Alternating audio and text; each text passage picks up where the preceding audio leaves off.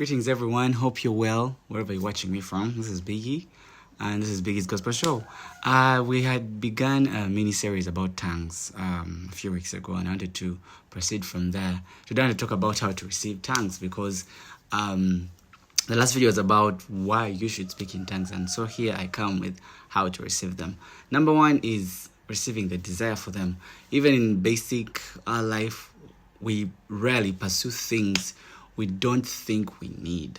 So if we know we need something, if we know we need a car, if we know we need this gadget, the desire drives us to receive that. After receiving the desire, then we can go on with the prayer of faith, or the prayer of asking in faith.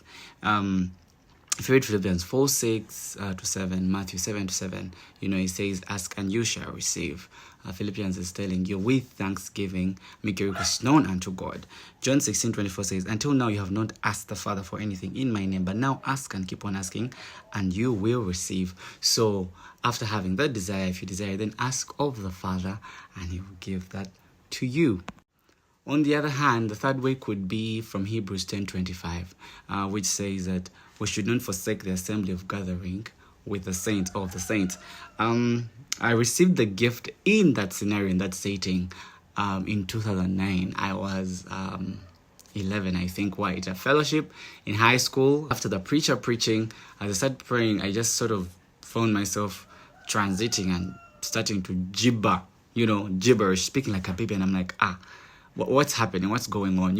I was like, bug. I'm like, hold up. So I wanted to be sure that I am not really forcing it. And the preacher that day told me that that's how it all comes. That's how it all starts. You start speaking again like a baby. And so in the gathering of saints, you're having this collection of, obviously you're having some people already speaking in tongues. And so there's that sort of if you remember Proverbs, I think 13:20 says that he that walks with the wise becomes wise. So you're sort of praying, or you're working with all these other people who are having or bearing the gift, and it will make it easier for you to receive it. So the gathering of the saints, or the gathering, if you go for a sale, whatever it is, if you have these friends who are always operating in this gift, it will become easier for it to be siphoned onto you like osmosis.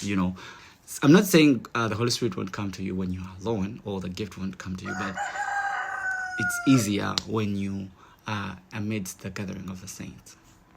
Even in 1 Samuel, we see when Saul goes to this gathering of prophets, he also began prophesying. So there's always that law that enforces that things can actually rub themselves off other people and impart themselves on you, just like it happened for Saul.